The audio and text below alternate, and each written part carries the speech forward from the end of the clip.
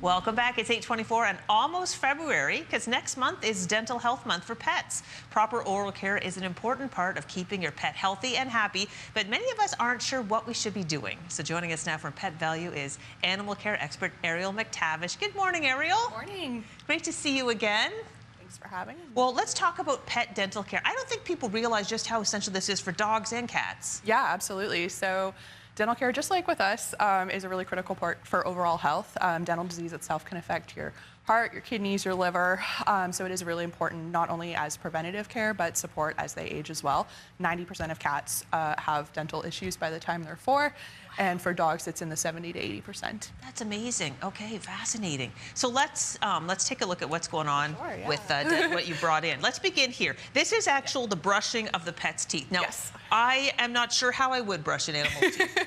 There's a couple different options. So for my cats, you know how like cats will rub up on stuff? Yeah.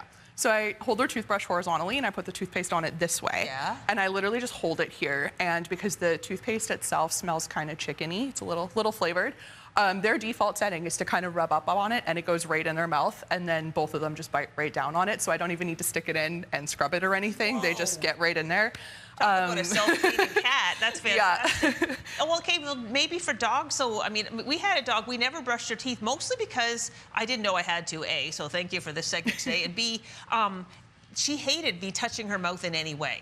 For sure. So a couple different options there. A lot of puppy classes are integrating clicker training now. So if you've been to puppy class or any training class and have any idea how a clicker works, using teeth brushing is a great way to make use of your clicker because you can absolutely target train them onto a toothbrush.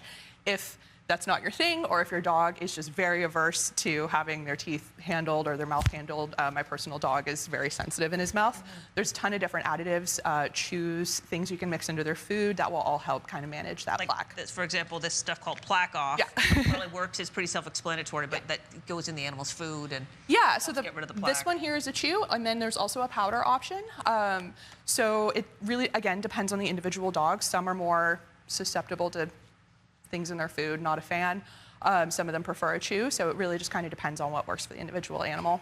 Perfect. I asked her if you used it, meaning for Bear. She said, not personally, not for but me. I do use it for my dog. Bear does use it, yeah. All right, let's talk about some of these other items that can be too supportive. For sure. So we have lots of different dental chews. These ones here are veggie-based, and they're just nice and hard, and they have a bit of texture on them, so they help get up in and around the gum line, give them a scrub. These ones here are a little bit longer and a little bit longer lasting.